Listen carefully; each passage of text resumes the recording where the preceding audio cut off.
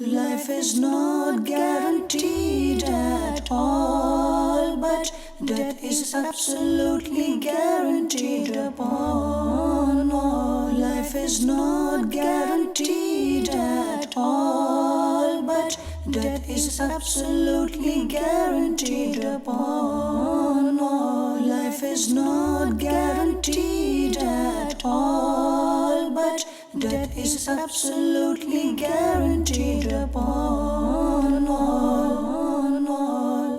Alhamdulillahi Rabbil Alameen, wassalatu wassalamu ala Sayyidil Mursaleen, amma ba'd.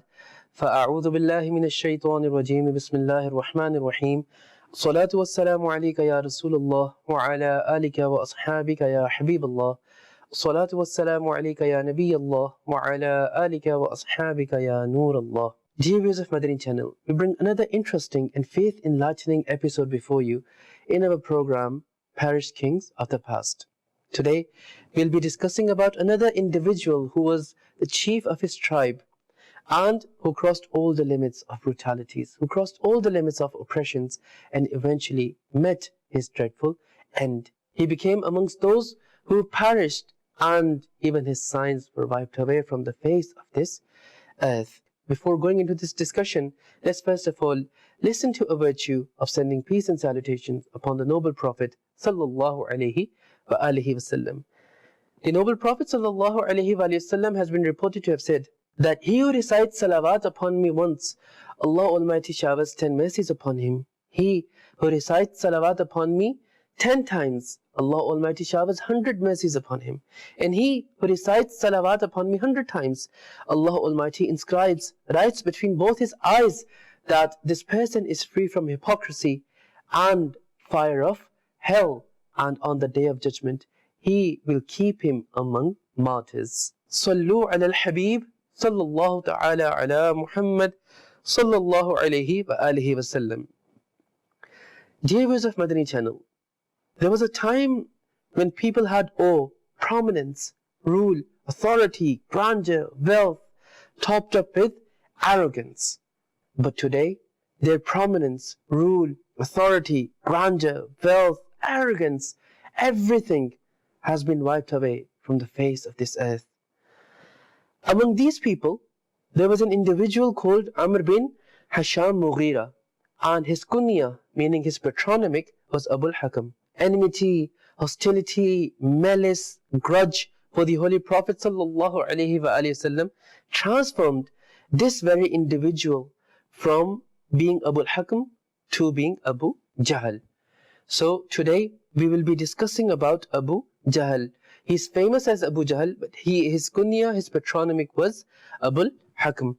And we earlier also mentioned his name, that was Amr bin Hisham Mughira. So Abu Jahl is whom we will be discussing today. The Holy Prophet sallallahu alaihi wasallam has stated that there remained a pharaoh in every nation. There remained a Fir'aun in every nation, and the pharaoh, the Fir'aun of my nation is Abu Jahl. Grudge towards the Holy Prophet sallallahu alaihi wasallam, hostility towards the blessed companions of the Holy Prophet sallallahu alaihi wasallam made Abul Hakam, meaning the one with wisdom, into Abu Jahl, meaning the leader of the ignorant. He is that accursed and wretched individual who martyred the mother of Sayyidina Ammar bin Yasir radiallahu ta'ala anhu, who was an elderly and weak woman. He used to trouble them immensely. One day, he had a spear in his hand. He came to Sayyidatuna Sumayya radiallahu ta'ala anha, who was the mother of Sayyidina Ammar bin Yasir radiallahu ta'ala anhu, and said to her that do not recite the kalima. She radiallahu ta'ala anha devotionally loved the Holy Prophet sallallahu alaihi wasallam, and Islam had embedded and instilled in her heart firmly. She radiallahu ta'ala anha refused to accept what Abu Jahl said. In other words, she revealed her steadfastness in Islam. This reply infuriated Abu Jahl. He was enraged over this reply of Sayyidatuna Sumayya radiallahu ta'ala anha and stabbed her with that spear, the spear that he had in his hand. She radiallahu ta'ala anha started to bleed and sacrificed her life upon the religion of the Holy Prophet sallallahu alaihi wa alihi wasallam. So Abu Jahl is also that accursed and wretched individual who was the first to shed the blood of a Sahabiya, of a female companion of the Holy Prophet sallallahu alaihi wa alihi wasallam. Now, Abu Jahl, he didn't only stop here. What else did he do? Let's listen to it. Abu Jahl would disrespect the Holy Prophet sallallahu alaihi wa alihi wasallam, and he would also possess many other evils too. For example, he would unjustly take over the possessions of the orphans. So this quality, unfortunately, also exists within our society today. So we need to reflect upon our state in case we also fall into this category where we, ma'adallah, unjustly take over the possessions of the orphans or not. Because if, ma'adallah, we do, then we will be falling in the footsteps of an cursed and wretched individual like Abu Jahl. So in case we do, we need to repent in the court of Allah subhanahu wa ta'ala sincerely. We need to give back those belongings and possessions to the orphans and ensure that never fall prey to this evil act again. Anyhow, Abu Jahl would also unjustly take over the possessions of the orphans. It is narrated that once there was an orphan under the guardianship of Abu Jahl, and one day the orphan, he came to Abu Jahl without clothes and asked him to give him some money so that he could buy some clothes and some other necessities of his. And at this time, Abu Jahl was present in a gathering along with other chiefs, other leaders of Quraysh. Upon hearing this, Abu Jahl kicked that orphan out of the gathering, degrading him, insulting him. The orphan left the gathering with soaked eyes. He was crying. You can imagine what that orphan would have gone through. And all the leaders of the Quraysh who were present over there, they were all witnessing this. The leaders of the Quraysh, they came to the orphan and said to him that go to Muhammad sallallahu alaihi wasallam and make him your intermediary. If you do so, if you ask Muhammad sallallahu alaihi wasallam to act as your intermediary, then Abu Jahl will definitely give you back your belongings, your possessions. Now, the purpose and intention of Quraysh behind this was that this orphan boy would go to the Holy Prophet sallallahu alaihi wasallam, request him for being his intermediary and talk to Abu Jahl on his behalf, and then Abu Jahl will still refuse to hand over the possessions, the belongings of the orphans. Hence, ma'adallah, thumma ma'adallah, the Holy Prophet sallallahu alaihi wasallam would be looked down upon. So this was the evil intention and purpose why those leaders of Quraysh went to that orphan to go in the court of the Holy Prophet alayhi salatu wasalam. In the background, in their minds, they had the disrespect and ma'adallah, the element of the Holy Prophet alayhi salatu wasalam being degraded, ma'adallah, thumma ma'adallah. So, with this intention, they told that orphan child to go to the Holy Prophet sallallahu alaihi wasallam. But what they didn't know was that the court in which the orphan is going, to him, Allah Almighty said, فَأَمَّا السَّائِلَ فَلَا تَنْهَرْ, and do not scold the beggar. The Holy Prophet sallallahu alaihi wasallam is the one who delivers justice to the oppressed and is the bestower of the goodness of this world and the hereafter. Therefore, the child, he went to the Holy Prophet sallallahu alaihi wasallam and presented his plea in his blessed court. The Holy Prophet sallallahu alaihi wasallam came to Abu Jahl with the orphan child. Now, dear viewers of Madani Channel, when the Holy Prophet sallallahu alaihi wasallam came to Abu Jahl stood up, welcomed him by saying marhaba, and handed over the possessions of the orphan.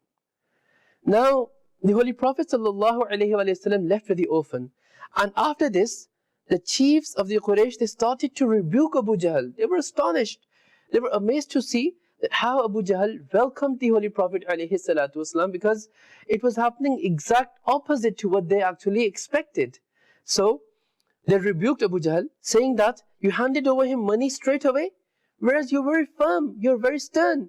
But here, you handed everything over just upon one request. Abu Jahl said that when the Holy Prophet sallallahu alaihi wasallam came to me, I saw two spears, one to his right and one to his left. And I was scared that if I do not listen to him, then these spears will tear me apart. Dear viewers of Madani Channel, having malice of the Holy Prophet sallallahu alaihi wasallam in his heart, Abu Jahl was playing his role, his utmost best he was trying to wipe away Islam from the face of this earth. When the battle of Badr took place, Abu Jahl was also in that battle, and that's the battle in which he was casted to hell and he was killed. Bear in mind that Abu Jahl not only harmed and troubled the Holy Prophet sallallahu alaihi wasallam, but he also troubled and tortured the blessed companions alayhim ridwan of the Holy Prophet alayhi salatu wasalam as well. He was the first individual to martyr a sahabiya, a female companion of the Prophet alayhi salatu wasalam, and he also played a vital role in torturing and oppressing the beloved companion of the Holy Prophet sallallahu alaihi wasallam, Sayyiduna Bilal Habshi radiyallahu ta'ala anhu. What oppressions and tortures were there that he did not inflict upon Sayyiduna Bilal Habshi radiyallahu ta'ala anhu? In the scorching heat of Arab, Abu Jahl would make Sayyiduna Bilal Habshi radiyallahu ta'ala anhu flat on his back on scorching hot boiling sand, and he would place a heavy rock on his chest and force him to deny Islam, to refuse Islam, to stop reciting the Kalima Sharif, to stop raising the slogans of Allah Almighty and the Holy Prophet sallallahu alaihi wasallam. But Sayyidina Bilal Habshi radiyallahu ta'ala who remained steadfast on Islam. He remained steadfast upon the religion of the Holy Prophet sallallahu alaihi wasallam and devotionally devoted his entire life upon the beloved Prophet sallallahu alaihi wasallam. The oppressions and brutalities that he went through are beyond imagination. They cannot be brought into words. It is very difficult to bring them into discussion, to mention them reflecting the same emphasis that it actually bore.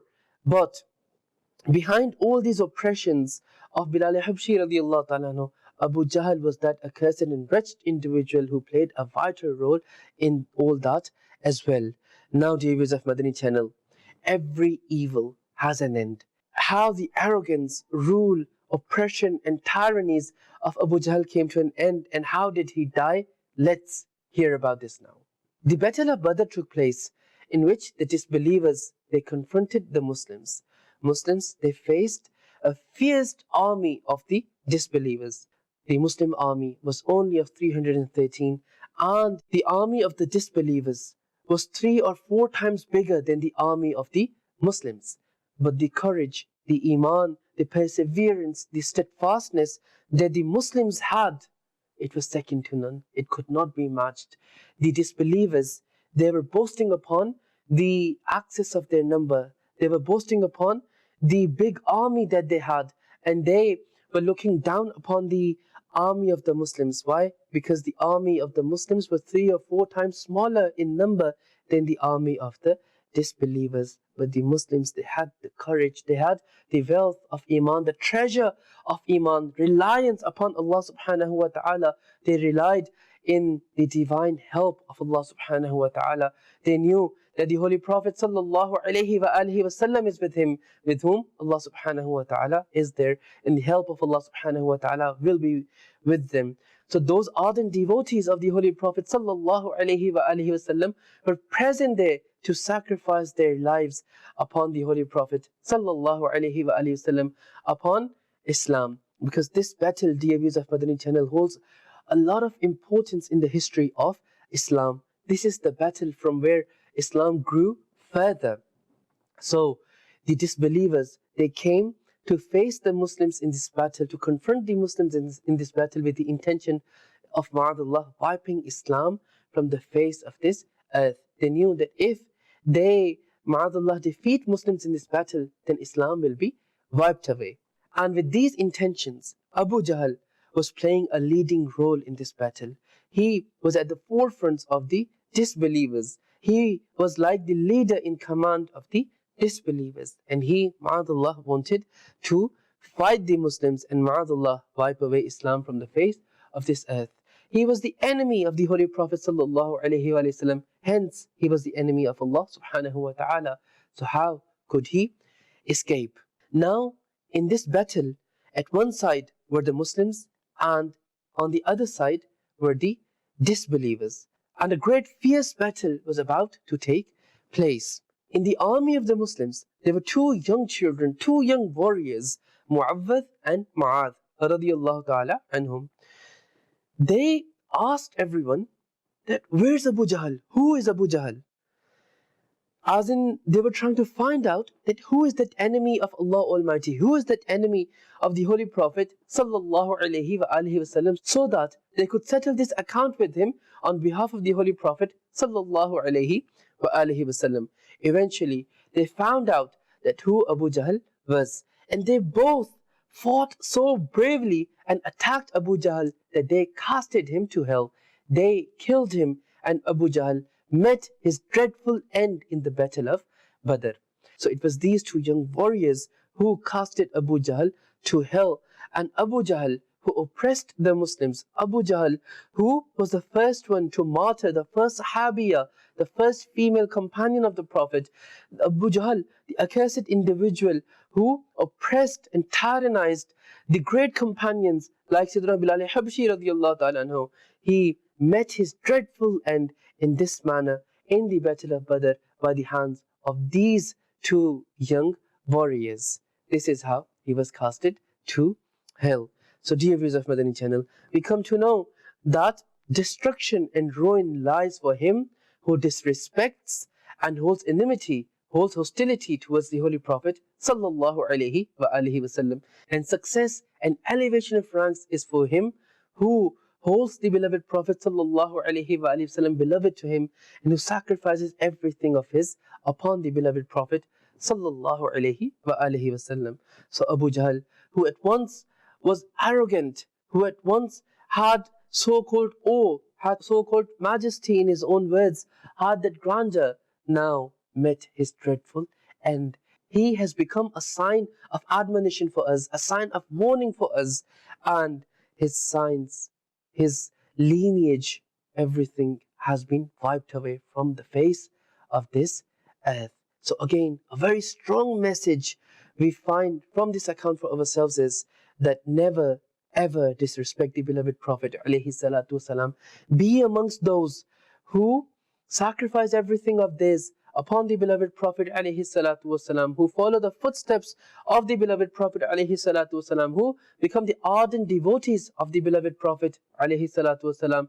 Insha'Allah, success of both worlds will be your destination.